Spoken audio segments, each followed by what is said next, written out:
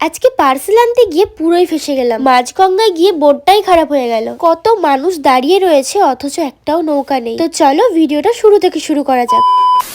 Hello everyone, কেমন আছো সবাই? আজকের ভিডিওটা অন করার কারণটা কি সেটা আমি নিজেও জানি। আর এদিকে দেখো আমার হাতটা আগের দিন কেটে গেছে, সেটাই দেখাচ্ছিল। আর জানো তো হাত কেটে গেছে আমার, আর আমার মা কান্না করতে শুরু করে দিয়েছে। আসলে কি বলতো, যতটা না কেটেছে তার থেকেও বেশি রক্ত বেরিয়েছে, আর আমার মা রক্ত একদম দেখতে পারে না। আর এদিকে দেখো আমার চুলগুলো কিরকম কোকড়ে গেছে। আবার এবার যদি আমি বলি যে আমাকে চুলটা আর একবার স্ট্রেট করিয়ে দাও, তাহলে আমাকে বাড়ির থেকেই বার করে দেবে। আর এদিকে দেখো আমার বাড়িতে এত কাজ আর আমি হাত কেটে বসে আছি। এই দেখো গাইস, ছোট্ট একটা ড্রাগন গাছ। সেই দিন এই গাছটাকে লাগাবো বলে এই ঢপটা আমি কাটছিলাম, আর তখনই আমার হাতটা কেটে যায়। আসলে গাছটা ওই ছোট্ট জায়গায় লাগানো ছিল, আর ওখানে তো গাছটা বড় হবে না, তাই ভাবলাম বড় জায়গায় গাছটা লাগানো যাক। জানি না কবে এই ড্রাগন গাছে ফল হবে। আর এই যে একে দেখো, এসেই আমাকে পাটকাঠি দিয়ে মারতে শুরু করে দিয়েছে। আর জানো তো ড্রাগন গাছটা দেখে ও বলছে, ফণি মনসা গাছটা তুই এখানে লাগিয়েছিস কেন? এটা যে ড্রাগন গাছ সেটাই ও জানে না। তো তারপরে দুপুরে স্নান টান করার পরে আমার একটা পার্সেল রিটার্ন ছিল, সেটাই দিতে যাচ্ছিলাম। তার জন্য গঙ্গার ধারে চলে এসেছিলাম, আর ঘাট পার হয়ে আমাকে যেতে হবে। তারপরে দেখি আমার আর একটা পার্সেল এসছে। তারপরে ঘাটে এসে দেখি ওদিকে বোট খারাপ হয়ে গেছে মাঝগঙ্গায়। স্রোতটা তো ওইদিকে বইছিল, তাই বোটটাও চলে যাচ্ছে। পুরো আধা ঘন্টা ওয়েট করার পর ফাইনালি দুটো নৌকা মিলে বোটটাকে নিয়ে আসলো। আর